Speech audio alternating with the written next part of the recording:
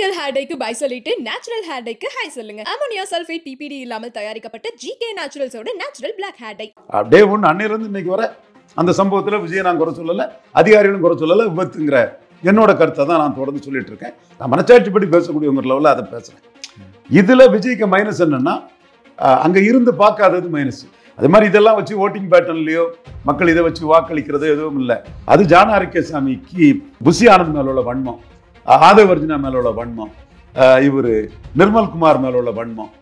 விஜய்க்கு அடுத்தபடி நான் தான். நீ காசு வாங்கிட்டு தானடா வேலை பார்க்குற, நீ என்ன பெரிய அடுத்தவன்னு கிளைம் பண்ணுறதுக்கு ஒரு இடத்துல அவனு கட்சி ஒரு சோஷியல் ஆர்கனைசேஷன்ல வந்து நிற்கிறான். அப்போ அவனோட காலி பண்ணுறாங்கிறதுக்காக நீ வந்து என்ன பண்ணுற,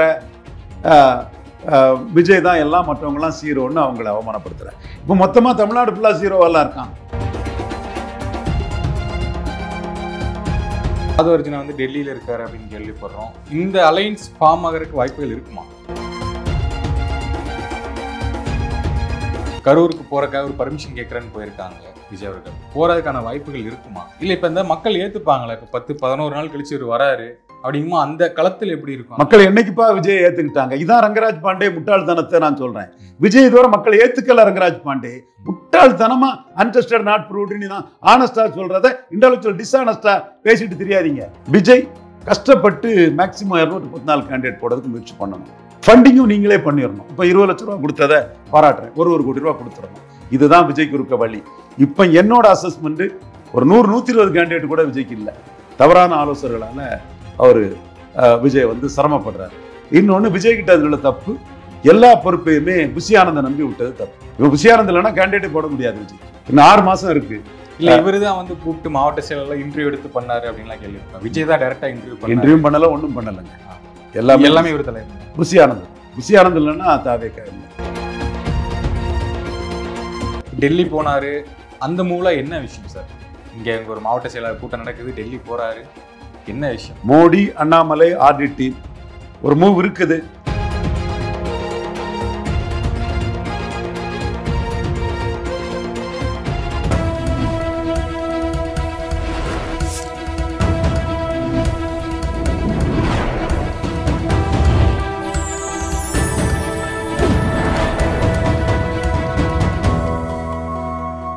சேனல் 5 தமிழர்களுக்கு வணக்கம். இன்றைய நேர்காணலில் நம்முடைய இணைந்திருப்பவர் அரசியல் விமர்சகர் திரு ரவீந்திர துரைசாமி அவர்கள். சார் வணக்கம் சார்.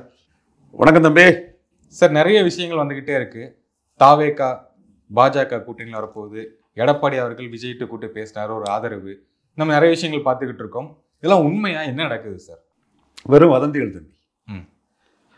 அந்த கரூர் விஷயமே கள்ளக்குறிச்சி விஷயம் மாதிரி வார்த்தையை கவனிச்சிக்க. சப்ப மேட்ரு. என்னது சப்ப மேட்ரு? கொஞ்ச நாள் அது கடந்து போயிடும். ஒரு சினிமா ஹீரோ இன்வால்வ்டுன்னா அவரை நான் குற்றம் சொல்லலை, அவரையும் குற்றம் சொல்லலை, அதிகாரிகளும் குற்றம் சொல்லலை. விபத்து என் ஸ்டாண்டர்ட் தான். ஒரு சினிமா ஹீரோ சம்மந்தப்பட்டதுனால அது இழுத்துட்டு இருக்கு. மற்றபடி சப்ப மேட்ருங்க. கள்ளக்குறிச்சி சாராய சாவு என்னாச்சுங்க? அதுக்கப்புறம் பெருசா பேசல, ஒண்ணுமே இல்லை. அது விக்கிரவாண்டிலே அது மூழ்கி போச்சு. அது மாதிரி இதெல்லாம் வச்சு ஓட்டிங் பேட்டர்ன்லையோ மக்கள் இதை வச்சு வாக்களிக்கிறது எதுவும் இல்லை. வெப்பு ஓடும், டிவி வியூஸ் ஓடும், தினத்தந்தி ஹெட்டிங் போட்டுக்கலாம், அவனுக்கு பத்திரிகை வியாபாரம் ஓடும். இப்படி வெப் வியாபாரம், டிவி வியாபாரம், பிரிண்ட் மீடியா வியாபாரம், இதுக்கு வந்து ஒரு அடுத்த ஒரு இது வர்றது வர கொஞ்சம் ஓடிட்டு இருக்குமே தவிர எலக்ட்ரல் ஓட்டிங் பேட்டர்னில் இதுக்கு எந்த தாக்கமும் கிடையாது. யாருக்கும் இது மைனஸ் கிடையாது, யாருக்கும் இது பிளஸும் கிடையாது. விஜய்க்கு இது மைனஸ் கிடையாதா? மைனஸ் கிடையாது. விஜய்க்கு எது மைனஸ்னா, நான் சொன்ன இது எக்ஸ்போஸ் ஆயிட்டு. இந்த சம்பவம் மைனஸ் கிடையாது. இந்த சம்பவத்தை மையமா வச்சு விஜய் இன்எலிஜிபிள், இன்காம்பிட்டன்ட், மண்குதிரன்னு நான் சொன்னோம்ல, அது எக்ஸ்போஸ் ஆனதான் மைனஸ். இது விஜய்க்கு ஒன்றும், முதல்வரே சொல்றாருங்க, எந்த கட்சி தலைவராவது தன் தொண்டரை சாகணும்னு நினைப்பாங்களா? எவ்வளவு பெருந்தன்மையா விஜய் டிஃபெண்ட் பண்றாரு தமிழக முதல்வர். அதைத்தான் நானும் விஜய் டிஃபெண்ட் பண்றேன். அதுல நான் டே ஒன்று அன்னையிலிருந்து இன்னைக்கு வர அந்த சம்பவத்தில் விஜய் நான் குறை சொல்லலை, அதிகாரிகளும் குறை சொல்லலை, விபத்துங்கிற என்னோட கருத்தை தான் நான் தொடர்ந்து சொல்லிட்டு இருக்கேன். நான் மனச்சாட்சிப்படி பேசக்கூடியவங்க லெவலில் அதை பேசுறேன். இதுல விஜய்க்கு மைனஸ் என்னன்னா, அங்க இருந்து பார்க்காதது மைனஸ். விஜயகாந்த்னா பார்த்துருப்பாரு.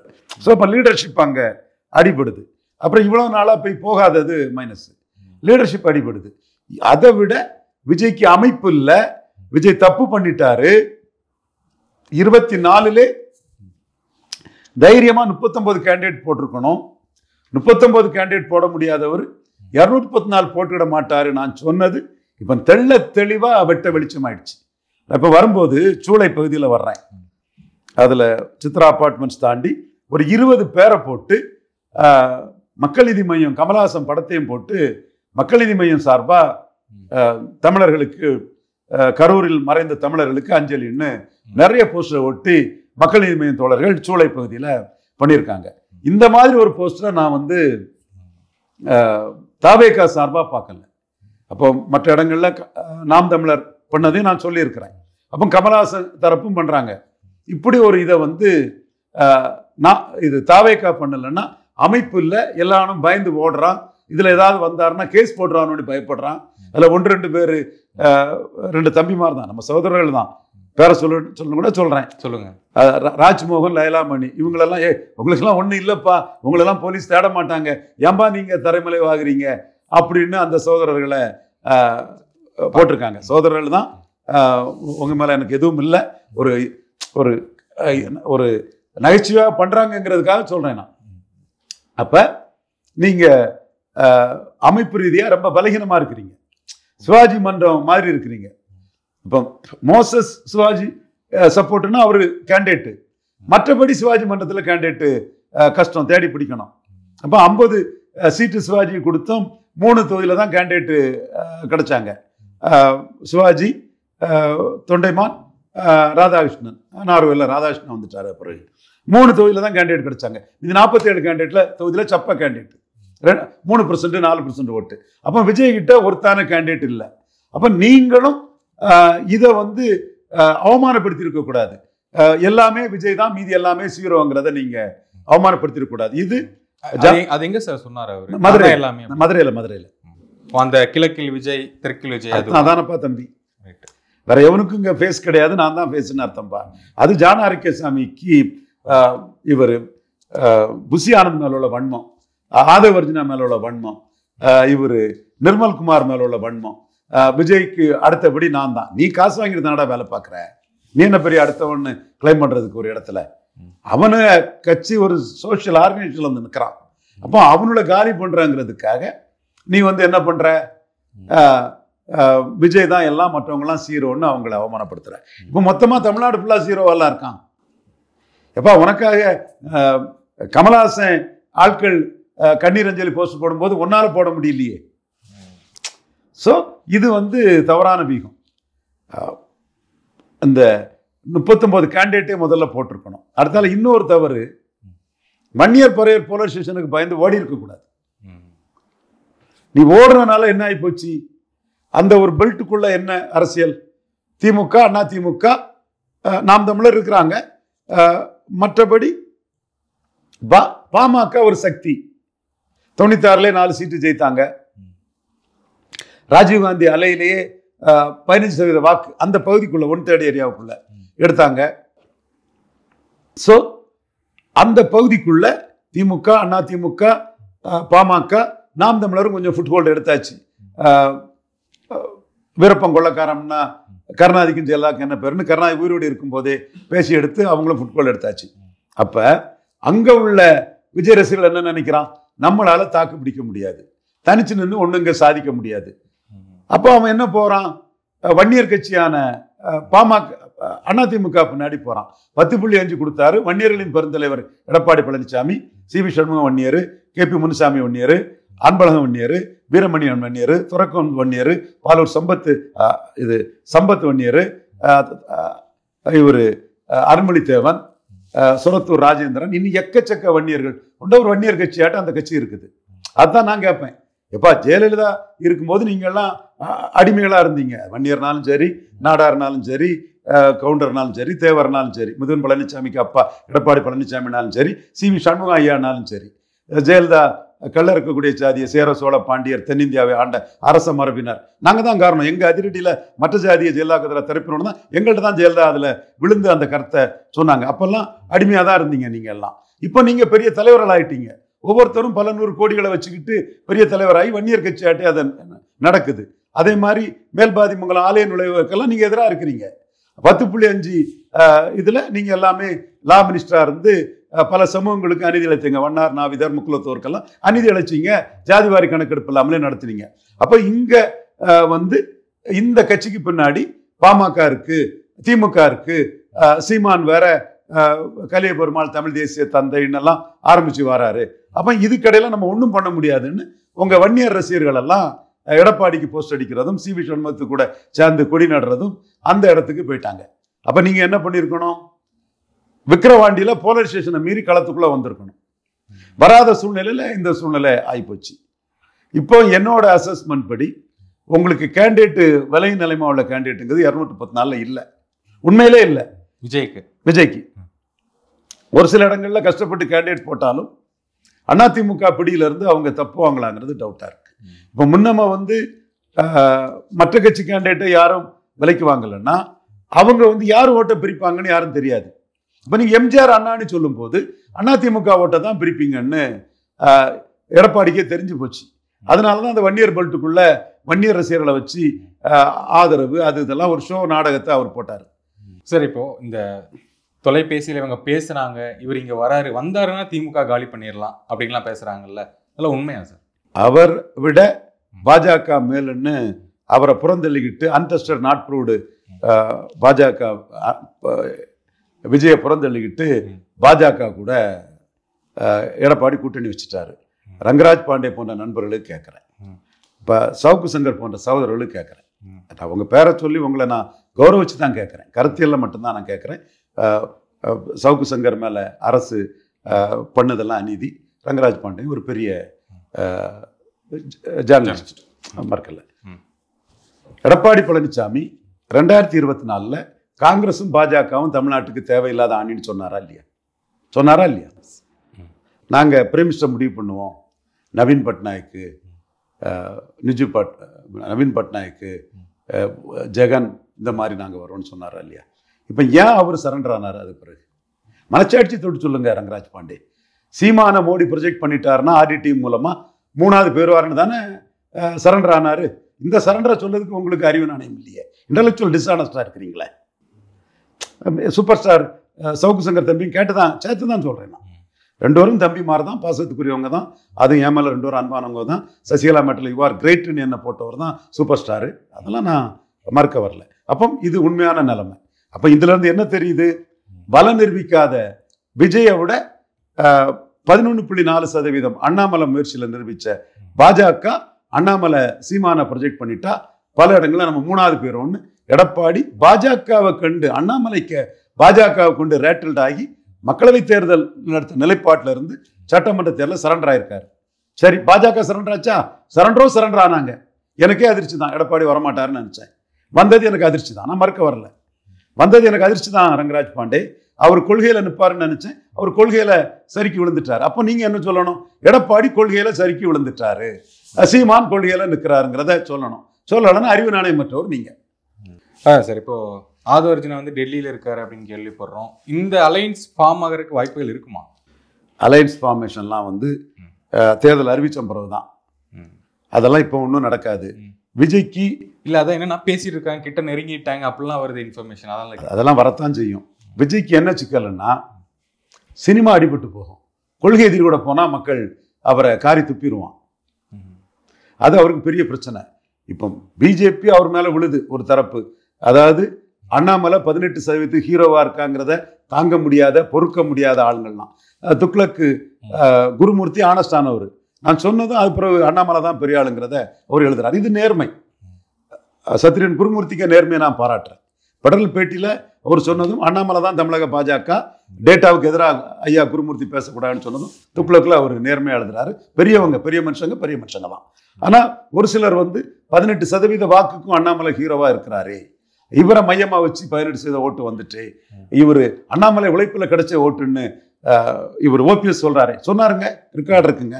அண்ணாமலை தான் இந்த இதுக்கு ஸ்டாருன்னு டிடிவி சொல்றாரு. இது பாமகவே அன்புமணியும் டாக்டர் ராமதாசும் தங்கள் கேண்டிடேட்டை அண்ணாமலையை வச்சு அறிவிக்க விட்டாங்களே, அங்கே ஒரே குட்டையில் கூறிய மட்டைகள்னு அதிமுக திமுகவும் அடின்னு அடிச்சு நொறுக்கினாரு. தற்கூரின்னு எடப்பாடி சொல்லி இந்த ஓட்டை எடுத்தாரு. ஜெயலலிதா ஊழல் பேர்வல்னு சொல்லி இந்த ஓட்டை எடுத்தாரு. அண்ணா பசுமன் தேவரையா கொண்டு ஓடிட்டாருன்னு சொல்லி இந்த ஓட்டை எடுத்தாரு. அதிமுக ஊழலை சொல்லி இந்த ஓட்டை எடுத்தாரு. 18% ஓட்டை எடுத்து ஹீரோவா நிற்கிறாருங்கிறத பொறுக்க முடியாதவங்க தான் பாஜகவில் இருந்து விஜயை தூக்குறாங்க. அண்ணாமலை ஃபர்ஸ்ட்ல திமுகவுக்கு எதிராட்டும் செந்தில் பாலாஜிக்கு எதிராட்டும் இதை கையில் எடுத்தாரு. அதுக்கு பிறகுதான் அண்ணாமலை போலீஸ் ஆபீசர் கிளீனா நுணுக்கமா புரிஞ்சுக்கிட்டாரு. ஐயோ, ஒரு கூட்டம் நம்ம மேல காந்தாரியா வயிறு எறிஞ்சி நம்ம அந்த 18% ஹீரோவா இருக்கிறத பொறுக்க முடியாத ஒரு பொறாம பிடிச்ச கும்பல் எல்லாம் விஜயை தூக்குது, நமக்கு எதிரால இந்த சதியை பண்றாங்க, இது பெரிய சதிகார கூட்டமாச்சே. இந்த சதிகார கூட்டத்தை கண்டுபிடிச்சு எக்ஸ்போஸ் பண்ணதுக்கும் தமிழ்நாட்டில் ஆள் இருக்கான், ரவீந்திரசாமி இருக்கான், அதுல டிடிவி தினகரன் இருக்கிறாரு. அண்ணாமலை லேட்டரா தான் அந்த சதிகார கும்பலோட சதியை புரிஞ்சுக்கிட்டாரு. புரிஞ்ச பிறகு அந்த ஒரு கேள்வியிலேயே வந்து விஜய்கிட்ட போய் கேளுங்கன்ட்டாரு. இன்னொன்னு தப்பு வந்து அதிகாரிகளுக்கும் தாவேகாவினருன்னு சொல்லிட்டாரு. மற்றபடி விஜய் மேல எஃப்ஐஆர் போடுறதுக்கு ஒண்ணும் இல்லைன்னு சொன்னார். நானும் அதான் சொல்றேன். சரி, இப்பதான் இந்த கரூருக்கு போறதுக்காக ஒரு பர்மிஷன் கேட்கறேன்னு போயிருக்காங்க விஜய் அவர்கள். போறதுக்கான வாய்ப்புகள் இருக்குமா? போவாரு, எப்படியும் போவாரு. இங்க அனிதா இதுக்கு போயிருந்தாரு, அஜித்குமாருக்கு போயிருந்தாரு, அதே மாதிரி போவாரு. போறதுக்குள்ள என்ன இருக்கு? இல்ல இப்ப இந்த மக்கள் ஏத்துப்பாங்களா? இப்ப 10-11 நாள் கழிச்சு ஒரு வராரு அப்படிங்குமா, அந்த களத்தில் எப்படி இருக்கும்? மக்கள் என்னைக்குப்பா விஜய் ஏத்துக்கிட்டாங்க? இதான் ரங்கராஜ் பாண்டே முட்டாள்தனத்தை நான் சொல்றேன். விஜய் இதுவரை மக்கள் ஏத்துக்கல. ரங்கராஜ் பாண்டே முட்டாள்தனமா அன்டெஸ்டட் நாட் ப்ரூவ்டு தான் ஆனஸ்டா சொல்றத இன்டெலக்சுவல் டிஸ்ஆனஸ்டா பேசிட்டு தெரியாதீங்க. தம்பி தான், பட் ஒரு அறிவு நாணயமோட வேண்டாமா? எங்கப்பா விஜய்க்கு ஓட்டு எடுத்து காட்டு, சீமானுக்கு ஓட்டு 8.2 நான் காட்டுறேன், ரங்கராஜ் பாண்டேயோ சவுக்கு சங்கரோ பிரியனோ எடுத்து காட்டிட முடியுமா? ஏன் அறிவு நாணயம் மற்றவங்களா செயல்படுறீங்க? நாளைக்கு என்ன வரும்னு சொல்லு, இன்னைக்கு ஒண்ணு வரலங்கிறத ஒத்துக்கிட்டு பேசு. இது என்ன ஒரு அறிவு நாணயமற்ற செயல்? இது என்ன ஒரு அயோக்கியத்தனமான செயல்? ஏங்க 2024 தேர்தல் ஆணைய லிஸ்ட்ல விஜய் கட்சிக்குன்னு ஓட்டு இருக்காங்க இல்ல. என்னங்க இது? இவ்வளவுக்குள்ள ஒரு மோசடித்தனமான அரசியலையும் பேசி மக்களை ஏமாளின்னு நினைச்சுக்கிட்டு பேசிட்டு இருக்கிறது தப்புங்க இதெல்லாம். இல்ல இப்ப மக்களுமே வந்து அரசு மேல ஒரு கோபமா இருப்பாங்க, விஜய் வந்து ஏத்துப்பாங்கலாம் சொல்றாங்கல்ல. 26 மேல தாங்க விஜய்க்கு என்ன ஓட்டுங்கிறது தெரியும். அதெல்லாம் அவனவன் 1000 பேசிட்டு இருக்கலாம்.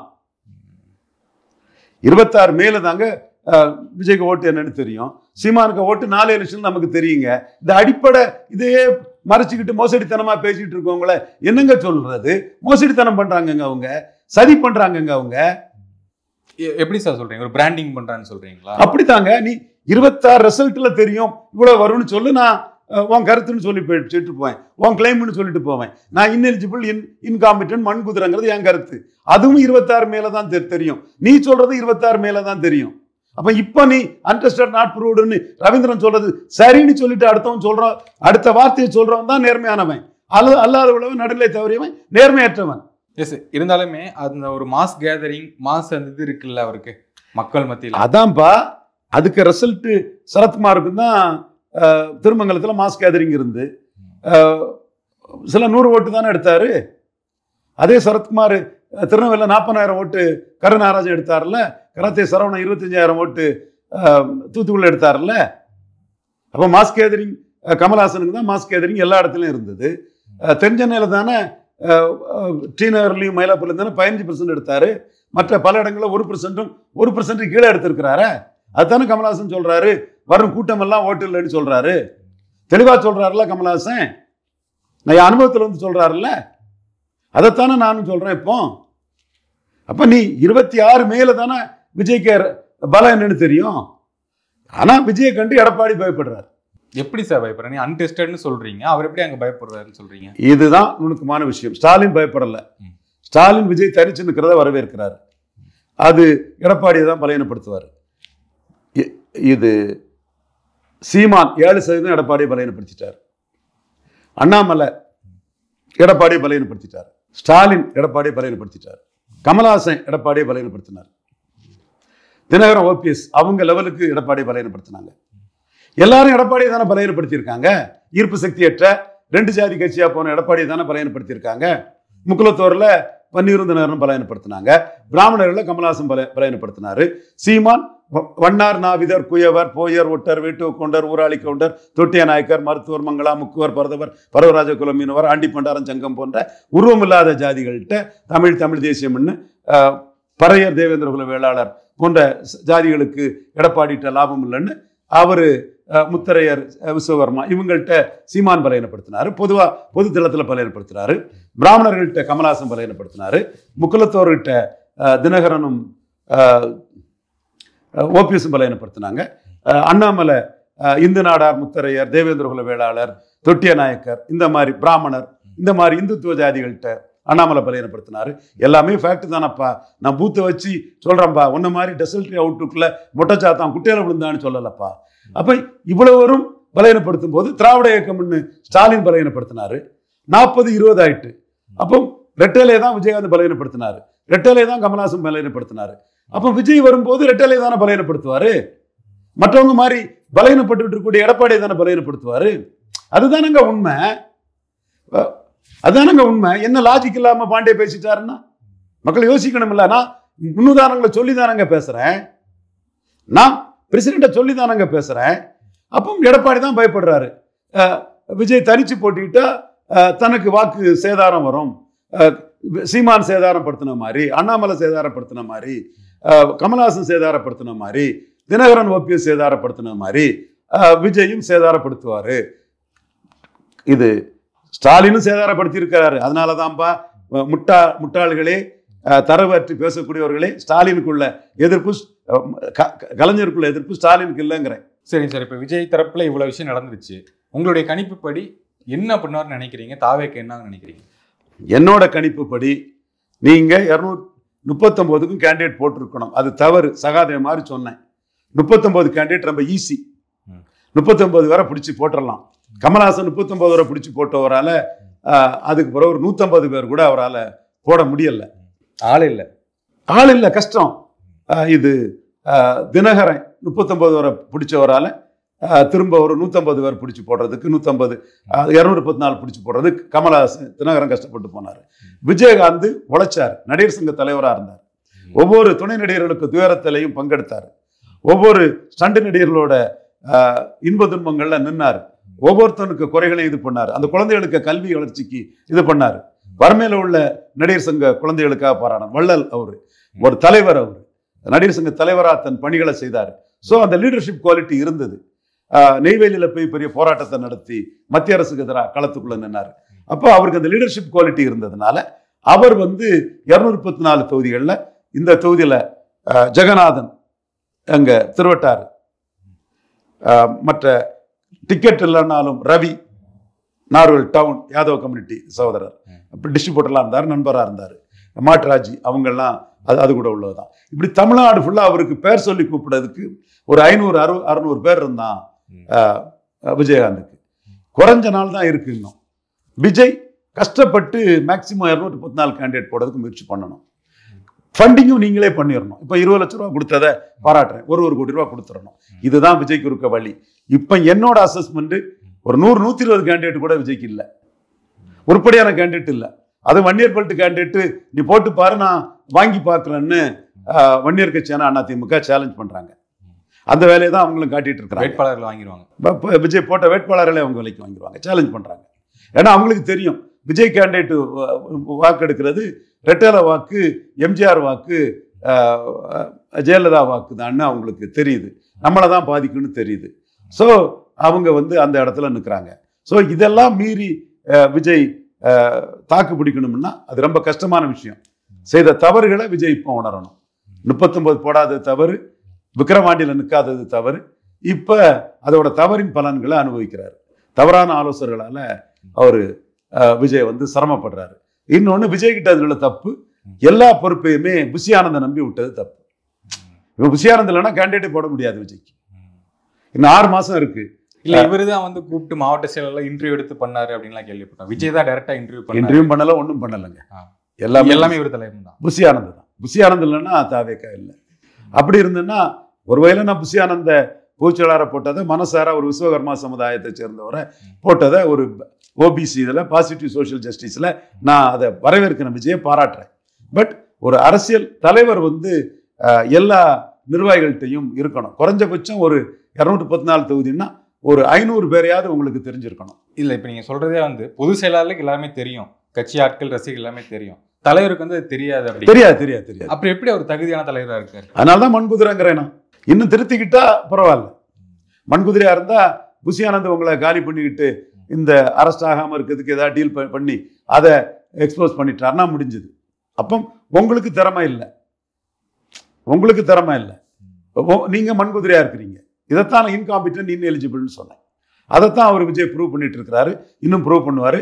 Top of the all Annamalai வந்து தனக்கு எதிராக தான் நோட்டா கீழே போன கோஷ்டியும் ஈரோடு கிழக்கில் நிற்க முடியாத அரசியல் கோழைத்தன கோஷ்டிகளும் வந்து விஜயை சதி பண்ணி லிஃப்ட் பண்றாங்க. நம்ம இதுல அலர்ட்டா இருக்கணும்னு அண்ணாமலை அலர்ட் ஆயிட்டாரு. உண்மையிலே அண்ணாமலை அலர்ட் ஆயிட்டாரு. ஓகே, உண்மையிலே அந்த டெல்லி போனாரு அந்த மூலம் என்ன விஷயம் சார்?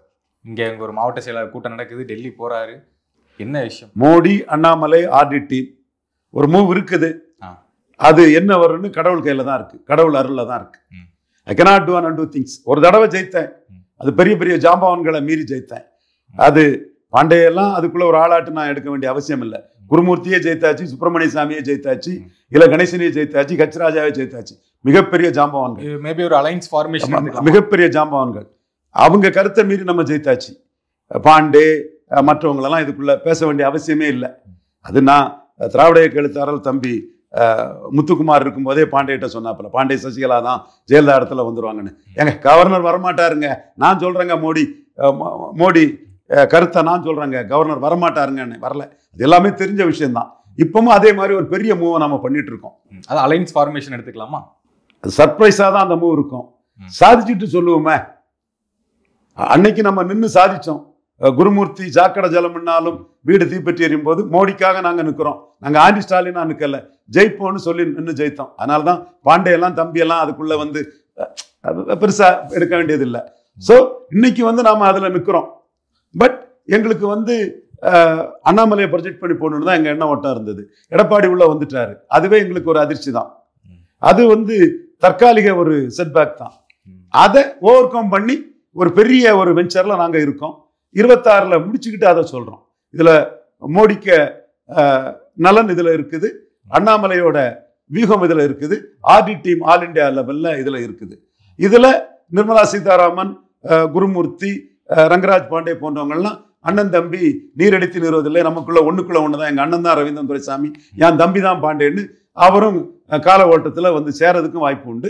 எப்படி போகுதுங்கிறத இது சொல்ல முடியாது. பட் நாங்க ஒரு பெரிய மூவில இருக்கோம். ஓகே சார், தெரிஞ்சுக்க ஆவலா இருக்கும். நிச்சயமா காலம் வரும்போது தெரிஞ்சு விடுங்க தம்பி. ஓகே, நேர்காணல் மிக்க நன்றி. வணக்கம் சார். நன்றி.